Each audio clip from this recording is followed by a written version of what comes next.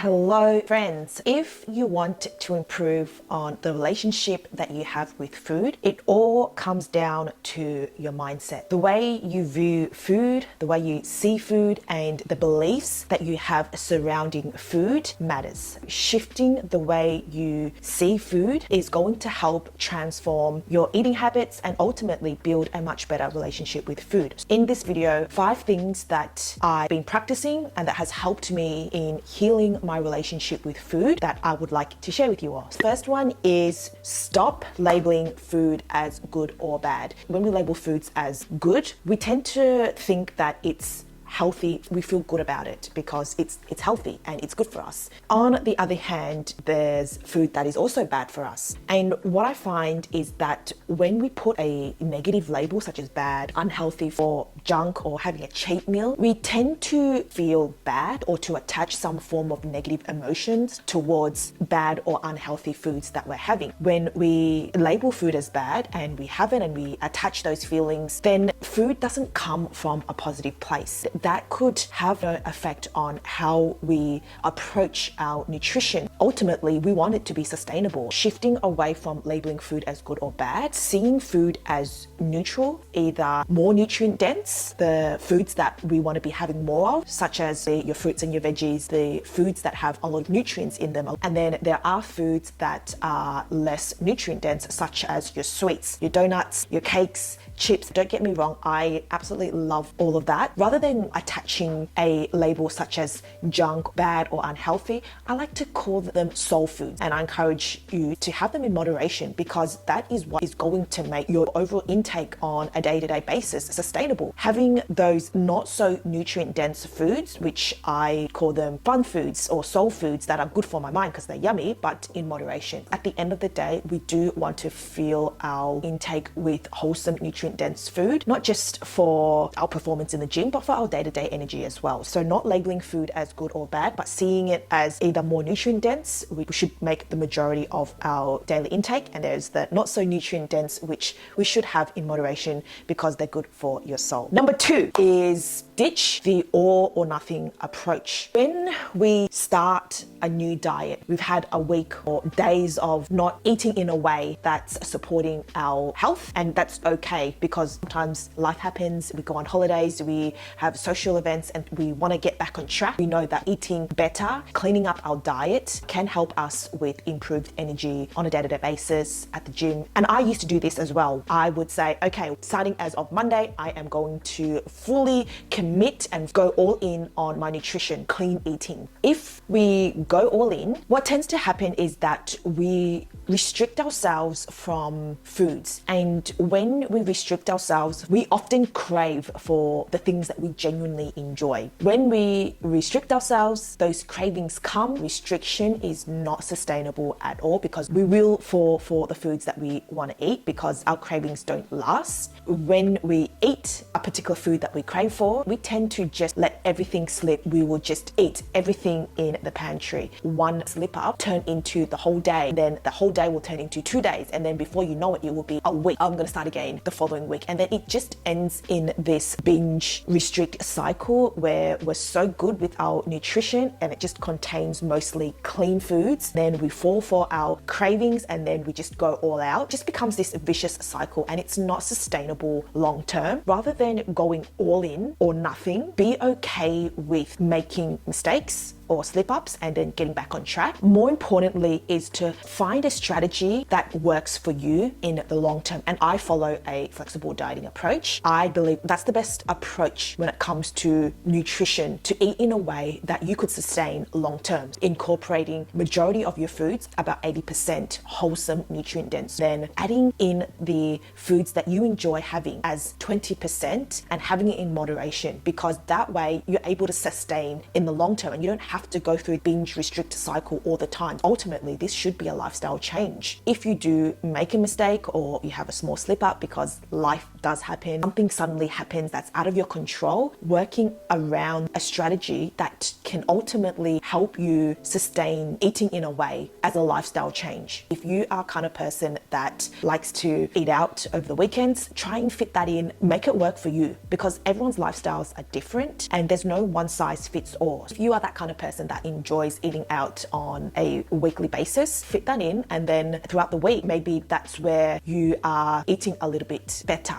in terms of ensuring you are incorporating more nutrient dense meals throughout the week, and then you get to enjoy the weekends. Ditching the all or nothing approach, finding a sustainable way that you could keep as a lifestyle change. So number 3 is to strive for consistency rather than being perfect. As much as it's great to be accurate in your nutrition when it comes to your health and fitness goal, whether that is fat loss or building muscle, in a perfect world, we are not 100% perfect all the time. Even myself, that has been in this fitness space for the last 8 years, I still make mistakes. Sometimes I overeat, but I forgive myself. At the end of the day, we are human and we all stuff up. Rather than punishing yourself because you made a small slip up, be kind to yourself and just know that you're human and that everyone makes these mistakes. People learn from their mistake, acknowledge that they've gone over and are getting back on track with the very next meal or the very next day. That is progress in itself, because often when we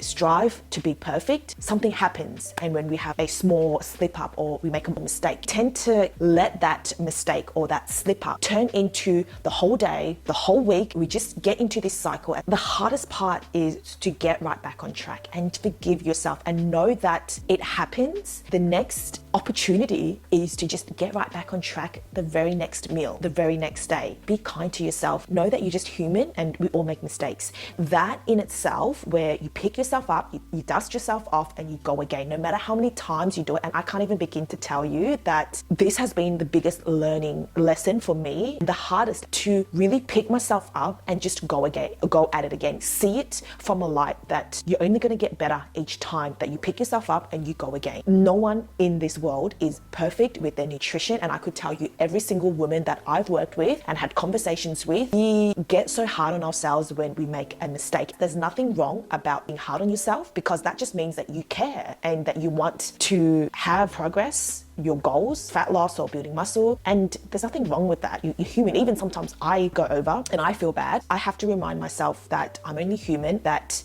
see what I could do for the next time to improve. And this is the best way that will help you in being kind to yourself, building a better relationship with yourself, not just with food, building a better relationship with yourself. Because when you have a better relationship with yourself, the relationship you have with food, with the things in life, will just become so much better. It gets easier. The more discomfort that you're faced and overcome, it will get easier every single time. So I could tell you right now, being in the fitness space and doing this for the past almost 8 years, I've come such a long way, and it's just iterating every single time. Celebrate progression. Celebrate that in itself. Celebrate that you've got back on track. Just the act of getting back on track is to be celebrated, because it's not easy. It is hard. Strive for consistency as opposed to perfection. And this doesn't just apply to the relationship you have with food, but this applies with everything in life. Always zoom out in the bigger picture, and if you are consistent 80% of the time, that is still a win. Celebrate that, and just keep making iterations and keep improving as you go along in your journey. Be kind to yourself if you make those small slip-ups, and never try to be perfect all the time. Aim to be consistent. That's going to help you stick to the process long term. Then you are ultimately going to build a much better relationship with food. The 4th tip is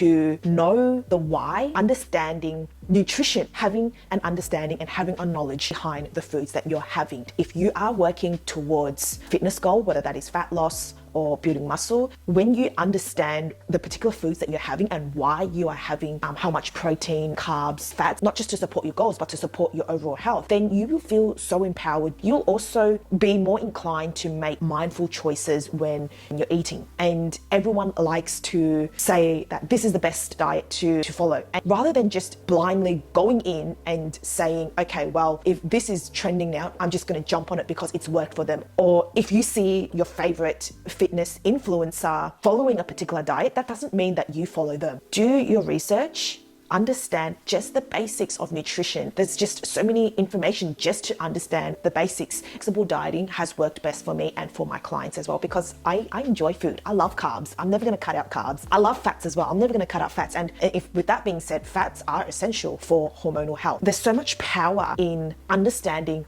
the basics of nutrition and the most single thing that's helped me when it comes to improving my relationship with food. Because when I see food and when I'm educated with the foods that I'm having, I just feel more empowered to make better nutritional choices that will serve me. Number 5, to have an abundance mindset. And what I mean by this is that then seeing foods that I can't have this, just the word can't, because your words matter. When you say you can't have something because it doesn't fit your diet, rather than saying you can't, that comes from a scarcity mindset. It's like, I can't have that. If you are to change your words and say, I can have that, but now is not the time, it is so freaking powerful. When people are following a diet, they go to the shops and then they see chips or they see cakes or donuts and they will just immediately say, I can't have that, because words matter. At the time, rather than saying I can't, just say that you can have it, but not right now. That's the key word. I can have it, but not right now. You could have it tomorrow, you could have it over the weekends. Reality is that food will always be there. We live in a world where food is of abundance. Food is always going to be around. It's going to be there tomorrow, next week, it's going to be there in 2 months' time, it's going to be there next year, just at the time and place and the season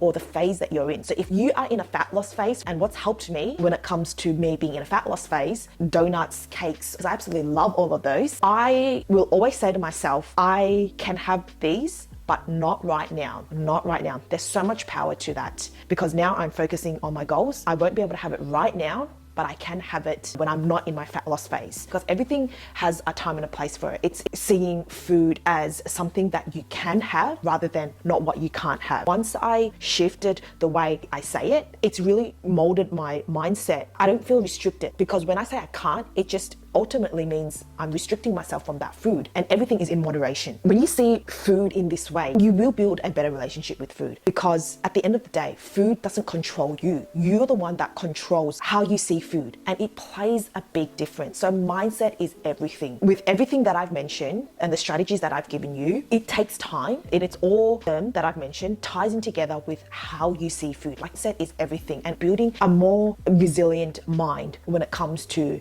food, how you approach it as well. I'm saying this through years and years and years of experience. Me, myself, and many women that I talk to has struggled with their relationship with food. These are the things that has helped me and to heal my relationship with food. And I am so much better than what I was previously. It all just comes down to unlearning and learning to shift the way you see food, because it makes the biggest difference. It takes time. Be so kind to yourself. Know that it is a process. Take your time with it, even if it's small actions. 1% better every single time. And the more you make those mistakes and the more you see those mistakes as learning lessons, you're only just going to get better and better. You need to have those mistakes. You need to not be perfect. You need to have those missteps in order for you to look at it in the bigger picture and see how I could improve for it the next time. And even if you could just get back on track, learn from the mistakes or missteps that you have, learn how to approach things a little bit more differently and do what works for you that's suited to your lifestyle, you're only going to get better at it each time. I encourage you to take your time, be so nice to yourself, and just know that we're all learning as we're going through. So I hope that this helps, and just remember that your mind is your most powerful asset, and you could literally do anything you put your mind to. Mindset is everything, and I will see you in the next video. Bye.